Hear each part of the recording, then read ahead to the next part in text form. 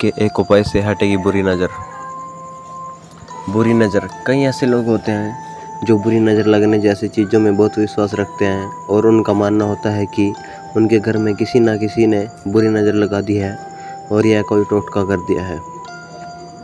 महाराज जी के प्रवचन। इसी मुद्दे पर एक प्रवचन के दौरान प्रेमानंद जी महाराज ने कहा कि उनके पास कई भक्त आते हैं जो बताते हैं कि उनके घर में किसी ने नज़र लगा दी है या कोई टोटका किया है। मन की रचना। इस पर महाराज जी ने कहा कि कोई भी बाहरी व्यक्ति कुछ नहीं करता, यह सब खुद अपने मन से रचते हैं, यह सब हमारे दिमाग की रचना होती है। महाराज जी के उपाय। इसके साथ ही महाराज जी ने इस समस्या से छुटकारा पाने के लिए एक उपाय बताया है जिससे अपनाने से घर में सुख शांति रहेगी और बुरी नज़र से भी बचाव होगा। आइए जानते हैं उनके द्वारा बताए गए उपाय के बारे में। भागवत का पाठ।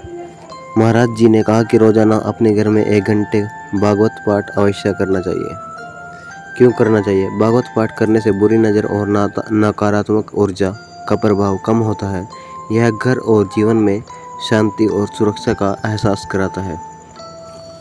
राधा नाम कीर्तन। महाराज जी ने आधे घंटे के लिए राधा नाम कीर्तन करने के लिए भी कहा है, क्योंकि इससे न केवल आत्मिक शांति मिलती है बल्कि यह बुरी नज़र को भी नष्ट करने में सहायक होता है।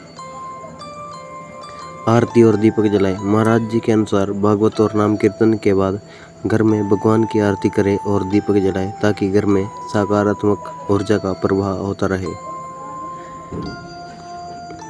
कब तक करना है ये उपाय? महाराज जी के अनुसार इस उपाय को लगातार 2 महीने तक आजमाना चाहिए और इसके परिणाम स्वरूप आपके घर में बहुत सारे सकारात्मक बदलाव देखने को मिलेंगे।